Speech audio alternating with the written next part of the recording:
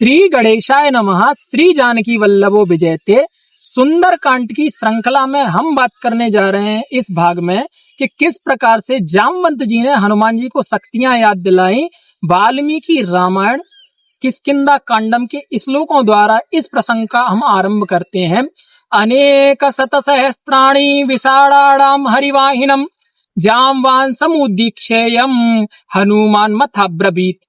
अनेक शत सहस्त्राणि, अनेक वानरों को विषाद में देखते हुए जो दल गया हुआ था, जिस दल के हनुमान जी भी सदस्य थे, उस दल में लाखों वानर शामिल थे। उन लाखों वानरों ने जब उस विशालकाय समुद्र को देखा, उस विशालकाय समुद्र को पार करने का जब कोई रास्ता ना दिखा, जब संशय का वर्णन किया अंगद जी ने, तो वो सब विषाद में पड़ गए कि इस समुद्र को पार कर कर लंकापुरी कौन जाएगा। उनके विषाद को देखते हुए जामवंत जी कहते हैं कि तुम सब चिंता क्यों करते हो, हमारे पास हनुमान जी हैं जो महापराक्रमी हैं, महाबलशाली हैं। वे हनुमान जी चाहे तो इसको खेल खेल में इस समुद्र को एक ही छलांग में समुद्र को पार कर कर सीता मैया की खोज करके वापस आ जाएंगे। तुम सब धैर्य रखो। यहां से इस प्रसंग का आरंभ होता है। वीरवानरलोकस्य सर्वशास्त्र वदाम्बरम तृष्णामि कांतमाश्रित्य हनुमान किम न जल्पसि।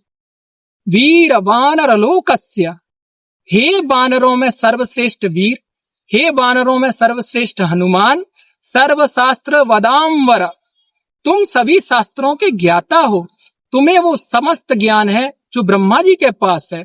उसके बाद भी तुम एकांत में बैठे हुए हो, इस मौनता को साधे बैठे हुए हो। हनुमान किम न जल्पसि, हे हनुमान तुम पर ये मौनता शोभा नहीं देती। क्या तुम भूल गए अपने सामर्थ्य को? क्या तुम अपने बल को भूल गए कि तुम में कितना बल है, तुम में कितना सामर्थ्य है। अरिष्ट नैमिन पुत्रो वैनतेयो महाबला गुरुत्वामीन विख्याता उत्तमा सर्व पक्षिणाम। आपको पता है हनुमान महर्षि कश्यप और विनता के पुत्र, महाबलशाली, जो भगवान विष्णु के वाहन है गरुड़ जी महाराज। गरुड़ जी महाराज मन की गति से एक स्थान से दूसरे स्थान पर विचलन कर सकते हैं। उन महापराक्रमी गरुड़ जी महाराज के बल की अगर कोई क्षमता और किसी में उनके बल का यदि स्पर्श करने की क्षमता है तो हनुमान जी वो आप हो। क्या आप भूल गए? उत्तमम सर्व पक्षिणाम, वो सभी पक्षियों में उत्तम माने जाते हैं। उनके समान बल इस समस्त भूलोक पर, समस्त प्राणियों में सिर्फ आपके पास है। बलम बुद्धिश्च तेजस्य सत्वं च हरिपुंगव पराहि विशिष्टम सर्वभूतेषु हनुमान किम न सज्जसे। हे हनुमान तुम बल में, तुम बुद्धि में, तुम तेज में, विशिष्टम सर्वभूतेषु, वो समस्त प्राणियों में सबसे श्रेष्ठ है।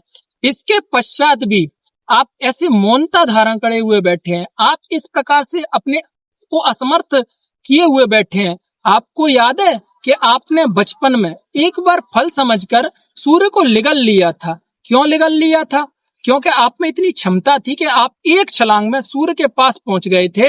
अभ्युत्थितम तथा सूर्यम बालो दृष्टवा महाबने। एक समय की बात है हनुमान जी महाराज, आप वन में बैठे हुए थे और आपने उगते हुए सूर्य को देखा, और उगते हुए सूर्य को देखकर आपको ऐसा लगा कि यह फल है, और उस फल को खाने की इच्छा आपके मन में प्रकट हुई और आप उस सूर्य की ओर बढ़े। और कितना बढ़े? सहस्त्राणि त्रीणि गत्वा था योजनानाम महाकपे तेजसा तस्य निर्धूतो ना विषादम गतस्ततः। आप 300 योजन दूर तक चले गए, लेकिन सूर्य का तेज, सूर्य की जो धूप थी, सूर्य का जो प्रकाश था, ना विषादम, आपका कुछ नहीं बिगाड़ पाया, आप पर कोई प्रभाव नहीं कर पाया, आप में इतना बल था। इसके पश्चात हनुमान जी त्वाम प्यूपगतम तूणम अंतरिक्षम महाकपे क्षिप्तमेन्द्रेण ते वज्र तेजसा। फिर इंद्र ने आपको रोकने के लिए अपने वज्र का प्रहार किया, और उस वज्र के प्रहार से हनुमान जी आप अंतरिक्ष से पृथ्वी की ओर गिरने लगे। जब आप पृथ्वी की ओर गिरने लगे तब तथो शैलाग्र शिखरे वामो हनुर्भज्यत, तब आप गिरे उदयागिरी पर्वत पर, और उदयागिरी पर्वत पर आपके, उस उदयागिरी पर्वत के शिखर पर आपका हनु ठोड़ी टकराई। उस ठोड़ी के टकराने से आपका ये नाम पड़ा, जिस नाम से हम आपको जानते हैं, हनुमान। हनुमान नीति कीर्तमम, ये जो हनुमान आपका नाम पड़ा, ये इसीलिए पड़ा कि वज्र के प्रहार से आप उदयागिरी पर्वत के शिखर पर गिरे, उस शिखर पर आपकी ठोड़ी टकराई, जिसको हनु बोला जाता है संस्कृत में, और इसलिए आपका नाम पड़ा हनुमान। जब ऐसा हुआ तो पवन जी ने आपकी ये हालत देखकर, क्योंकि आप पवन पुत्र हो, आप पवन के पुत्र हो, इसीलिए पवन जी ने, आपके जो पिता हैं, उन्होंने रुष्ट होकर अपने 49 पवनों को रोक लिया। सभी प्राणियों की श्वास बंद हो गई। तब समस्त देवी देवताओं ने आके हनुमान जी आपको वरदान दिए, और उन वरदानों से आपको अभय की प्राप्ति हुई। हे हनुमान, आप पर कोई भी अस्त्र शस्त्र दिव्य अस्त्र कोई भी प्रभाव नहीं डाल सकता। इसलिए हनुमान जी, आप अपनी शक्तियों का स्मरण कीजिए, आप अपनी शक्तियों को पहचानिए। ये केवल 100 योजन का समुद्र मात्र है। यदि आप चाहो हनुमान जी, तो आप इस 100 योजन के समुद्र को पार कर सकते हो। प्रसादीते चापवने ब्रह्मा तुभ्यं वरम ददो, ब्रह्मा जी ने और पवन देवता ने आपको वरदान दिए। वरदान क्या दिए? अस्त्र शस्त्र वंध्यातम, आप ना अस्त्र से ना शस्त्र से, आप किसी भी अस्त्र शस्त्र से बांधे नहीं जा सकते। आप सत्य विक्रमा, आप हमेशा उस युद्ध में विक्रम रहोगे, अपराजित रहोगे। इसलिए हनुमान जी, आप स्मरण कीजिए कि आप में कितनी क्षमता है। यदि क्षमताओं की बात की जाए हनुमान जी, हनुमान हरिराजस्व सुग्रीवस्य समोहसी राम लक्ष्मण योश्चापि तेजसा बलेन च। हे हनुमान जी, आप राजाओं में महाराज सुग्रीव के समान राज्य करने के योग्य व्यक्ति हैं, तथा बल और तेज में आप भगवान श्री राम और भैया लक्ष्मण के समान तेजशाली और बलशाली हैं। हे हनुमान जी, यदि इस 100 योजन के समुद्र को कोई पार कर सकता है, तो सिर्फ आप पार कर सकते हो। आप याद करो, उत्तिष्ठा हरिशार्दुला लंघयस्व महार्वणम।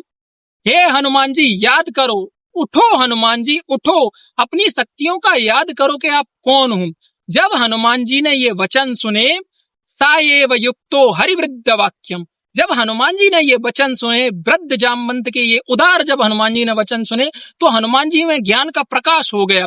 हनुमान जी को अपनी सारी समस्त शक्तियां याद आ गईं, और हनुमान जी गर्जना करने लगे। हनुमान जी ने अपना आकार बड़ा कर लिया, और हनुमान जी सिंगनाद कर बारी बारा लीलऊ नागहु जलनि दिखारा सहित सहाय रावण ही मारी आनहु यहाँ त्रिपुट उपारी जामवंत मैं पूछूं तो ही उचित सिखावन दीजेहु मोहि। हे जामवंत, मैं तुमसे पूछना चाहता हूं कि मैं क्या करूं। यदि तुम मुझसे कहो तो मैं जाकर रावण और उसके कुल का संहार कर कर त्रिपुट नगरी पर जो लंका बसी हुई है, उस लंका को अपने हाथों पर रख के यहाँ लेके आ जाऊं। बताओ जामवंत, मैं क्या करूं। जामवंत जी तब कहते हैं कि हे हनुमान जी, आपको सिर्फ एक कार्य करना है। कि जामवंत जी कहते हैं, आप लंका जाइए, सीता माता की सुधि लेकर वापस आ जाइए, क्योंकि हम सब सेवक हैं। रावण को मारना, दंड देना, ये हमारे स्वामी अर्थात भगवान श्री राम का कार्य है। जो हनुमान जी, आप लंका जाइए, सीता मैया का पता लगाइए,